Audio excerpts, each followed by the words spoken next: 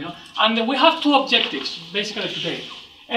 The first objective is a little storytelling experiment. And this is the second time that I give a talk with Piero, and again, it's an honor to be here. And I want it to be, instead of being the typical thing of just talking and then questions, I wanted to make it a bit more interactive, bring some people of the audience to participate, involve the audience in a guessing game, and that's what we're going to try to do today. It's a bit of an experiment, different format. So we're going to do a storytelling experiment to reflect on the importance of the background of characters as the engine of a story.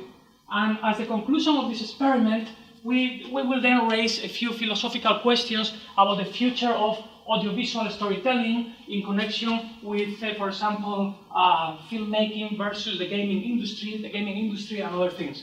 And second thing, today everybody, of course, every human being is a storyteller, but today everybody has quite a capable camera in their hands, through their mobile phones and other types of cameras. So everybody today has the potential to actually produce audiovisual products, right, that can stand on their own. So I will also review some of the stages of storytelling as in the creation of audiovisual products and some of the technology tools that are very accessible today on the cloud and off the cloud, and that can help any of us to accelerate the process of creating some of these works. Okay, so with all that being said, we have a very capable speakers here, like a lot of power, So hopefully you can hear something in the next slide. Welcome to DIY Audiovisual Storytelling for the incredible story of Gustan Alameda. All right, so who is Gustan Alameda? Okay, so Gustan Alameda may be one of the characters in our little play today, but in general, it's just a way to remind you that great stories always are based on great characters. Great stories have great characters. Yes, that's exactly what I said. We have to emphasize it. Yes, we have to emphasize it. That's it. Great stories, great characters. So find your Gustav, my friends. Like every great story begins with finding your great character. Yeah. Brainstorming, planning, rehearsing, shooting, post-producing, marketing, and distribution. All right. So every story that you want to produce on your own, these are some of the stages that are key, right? You have to find the what and the why. The how are you going to execute it? You have to rehearse it because time is money in this sort of productions. Somebody has to do it. You have to actually produce it. You have to polish it in the post-production. And finally, you have to decide what you want to get out of it. And you have to plant some clouds in your marketing, in your distribution, if you want to get some rain in terms of visibility or profit or whatever thing you want. All right, so as you will see, we're in Silicon Valley, and there are a lot of similarities between that process in filmmaking, for example, and in technology startups, for example. Indeed, there are a lot of connections with it, and we'll talk a bit more about that later. So let's begin. Oh yeah, this is a very important slide that I always put myself, because I tend to talk too much. So I remind myself that the importance of silence, which by the way is so important in storytelling. Silence, right? Okay. So the first thing, brainstorming. Of course, like we have to think of who is the target audience for our project. What is the issue we're addressing? What is the problem, the topic we are addressing, and what is the message or the solution or the reflection that we're providing in connection with that topic? So the first thing we do in any story is we plant a seed. We give a direction to our subconscious in combination with our conscious. And today we're going to put a seed for our little experiment. And the seed is... Two old friends meet again, suddenly, after many years on a cool Sunday morning, in the streets of who knows where. And then... So we're going to make this little scene here. And we plant this seed. These two friends were great friends many years ago, and they were separated after that, and after many years they meet again one day suddenly in the street. And then something happens. So what's going to happen here is that some volunteers in the audience are going to perform this little scene. They know the story, you don't know the story. So after we perform the story, and we're going to continue talking about other interesting things in the meantime, but then you will have to try to guess what is happening, and also what is the background of these characters. Why is that happening? What is happening and why is it happening? What is in the background of these characters that is making this thing, is triggering the events of this scene? Good. So what happens is that we plant a seed, and then we have to help it grow like a plant. So the main problem that happens in brainstorming of any story is I'm gonna use a lot of inventive acronyms because we're in Silicon Valley and people love acronyms in Silicon Valley.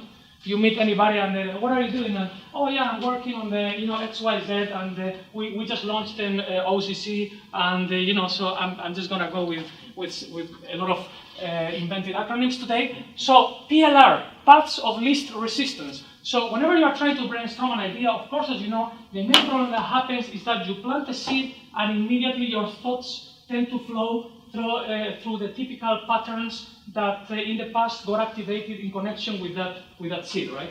So the biggest challenge that we have is how can we, so if we think of something like two people meeting in the street suddenly, of course, the first thing that occurs to you is that if you see two people meeting on the street any day in your lives, usually nothing very exciting happens. And that is the reason why it's hard to jump to something very unique or novel or different. Because of these paths of least resistance, your thoughts tend to flow through what is more typically activated. So in order to challenge that, you can do three things. You can rely on pre-existing knowledge. For example, if you are trying to write a story about a bank robbery and you have robbed banks yourself, you have a huge body of different and very novel information to pick on. You can rely on double F. Double F is family and friends. So family and friends. The problem with family and friends is that many times their patterns of thought are as typical or shallow as yours. And third, you can rely on technology tools in our age today. And my studio produces some of these technology tools to try to help people brainstorm by using all their potential. So I have a program that I give to companies called Springkite. This is both a workshop and a set of tools. And basically, the objective in Springkite is that we are trying to get people out of their comfort zones. Okay, we're trying to bypass those paths of least resistance by using every part of themselves. So what we do is we do sound storming, by helping people navigate these kind of oceans of sounds that are removed from the seed that they have planted and that can trigger a lot of novel associations. But we do the same thing with patterns, we do the same thing with emotion, with poetry, we do the thing with body and movement as well.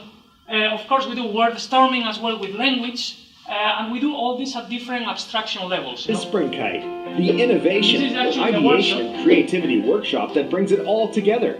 Multiple modules and and these videos are completely cut because there is no time to show them. But this is one of the workshops in San Francisco, actually, in which people are using all their senses, to try to bypass those paths of least resistance, to try to get out of the comfort zones. And they use all their capabilities. There is a lot of collaborative work as well. And every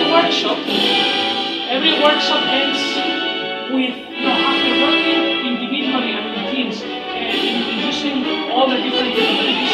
Every workshop ends with a very a team exercise that involves something whose result they cannot find out until they finish. So in this case, it was actually producing one of the drawings of Leonardo da Vinci, one of his sketches, in Ocean Beach in San Francisco. And they are right there, they cannot really understand the result well until they go up the cliff, at the Cliff House in San Francisco. Okay? And they can see, we've made a film of this, and this is actually the final result. So that's the workshop. Okay, so this is, for example, again, there is no time, my initial intention was to that we would actually do the brainstorming here. Then the day that I told Piero, I was just, I have an attack of optimism or something, but it was impossible, of course, it would take like 2 hours. But anyway, this is one of the tools that we're going to launch in the spring 2014, and it exposes you, of course it uses a lot of randomness, and it exposes you to a lot of stimuli that you can ignore and they disappear or pick, but once you pick them, then you can branch them through semantic associations, syntactic and semantic associations. That's with language. But then we have sound storming tools in which you can pick a topic and you can be exposed to a combination of sounds, associated and far away connected to that topic, And again, you can use it to brainstorm. Pattern as well, we have pattern tools. Okay, so that's just an example of tools that can accelerate your brainstorming. So this was the moment in the talk in which we were going to bring out the volunteers. And I'm so excited because we already have 2. We only need, and we have the main 2. We need 1/3 volunteer that has a very, very easy role, you know. It could be you if you want. You know? You want to be the 3rd volunteer? Sure. Yeah. Anybody else wants to be the 3rd volunteer? Oh my God, so many people. Okay. Okay, it's okay. The 3rd role is the easy one, you know, the last one. Okay. Okay, so this is what we're going to try to do with this experiment. Usually, what we do in storytelling is, you know, if we're making a film, we will create a character. We will create the background story of that character.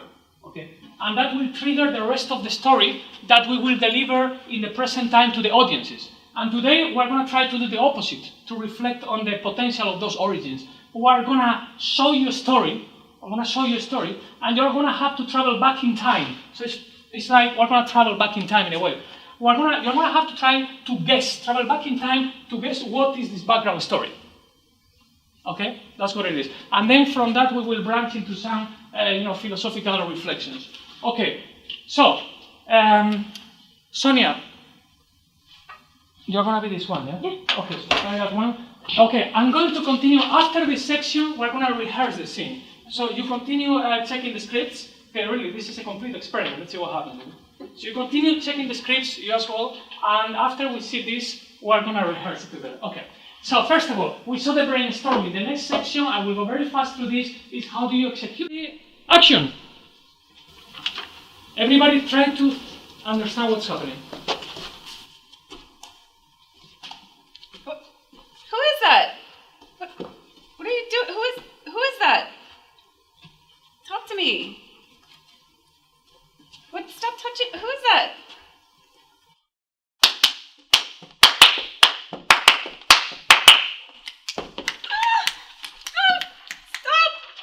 Stop it.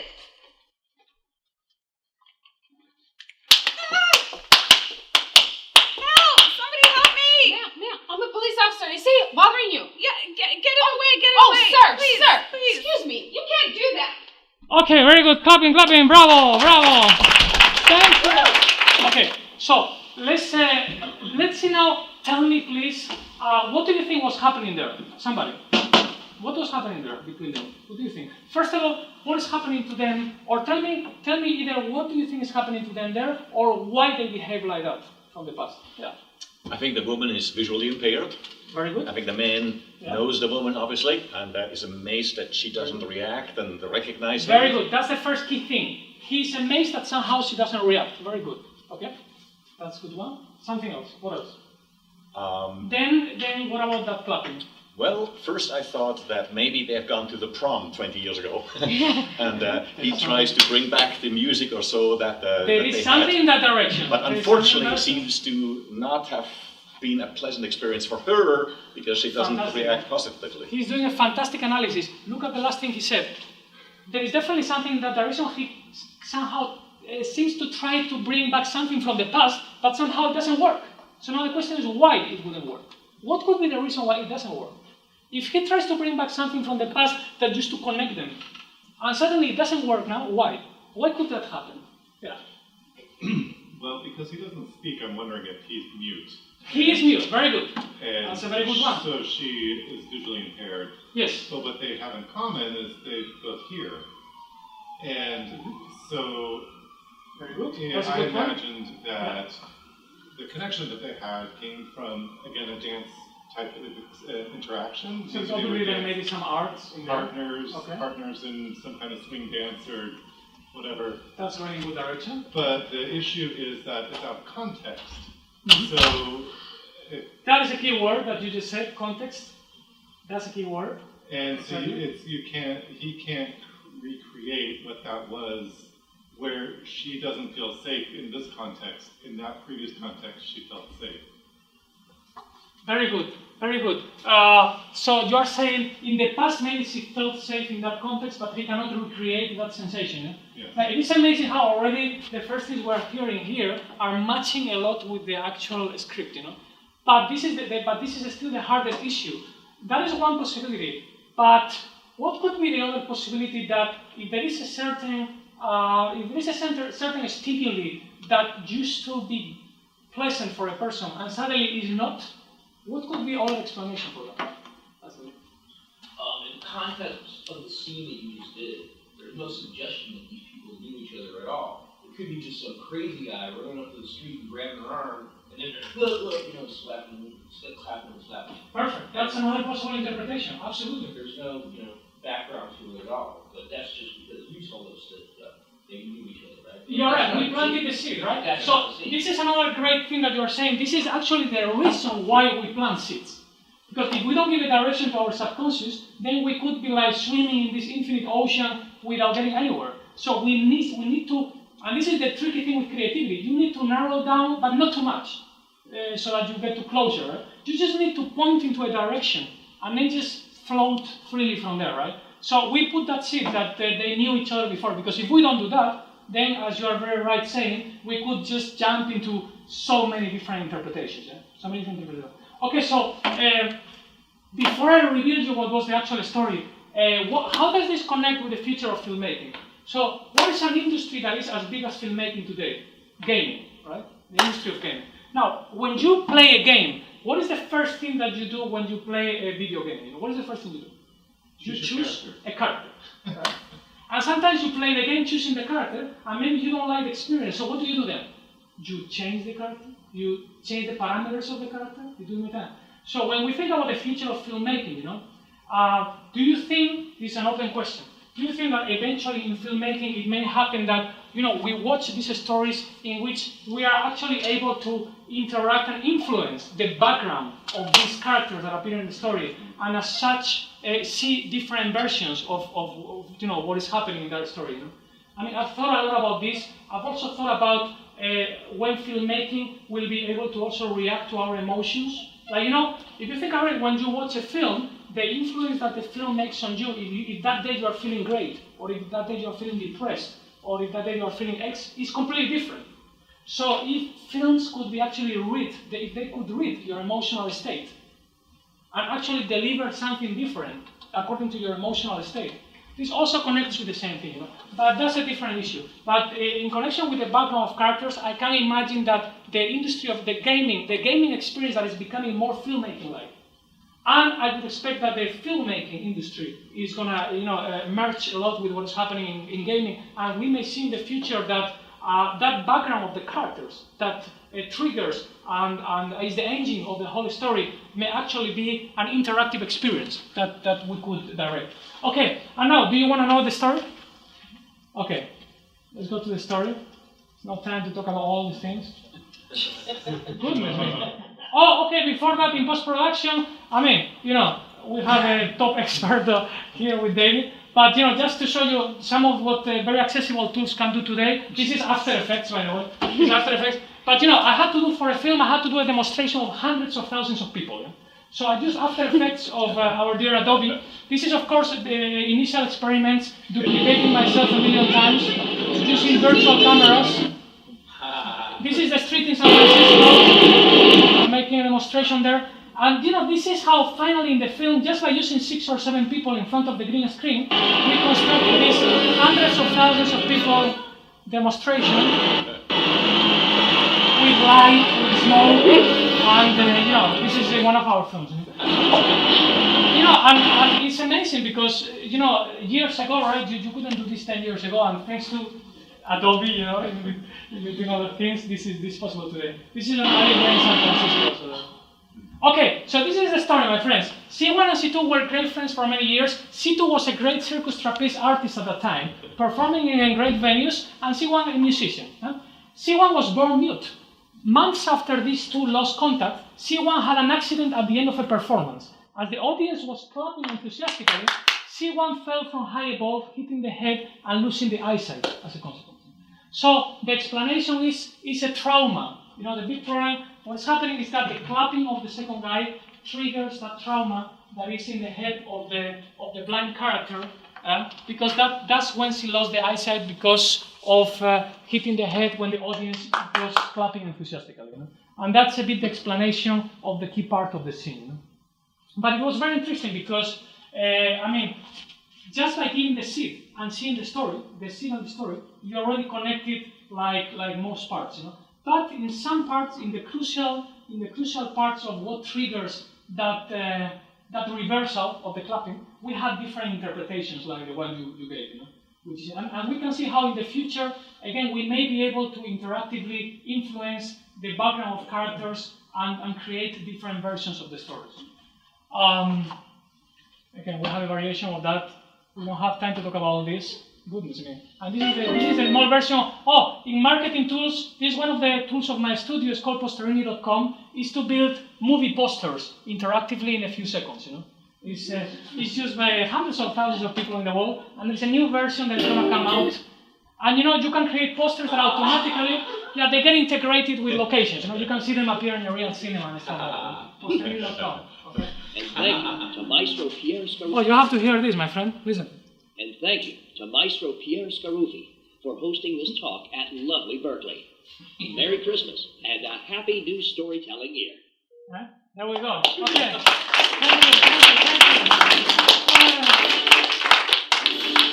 Okay. Any questions? Yes, sir.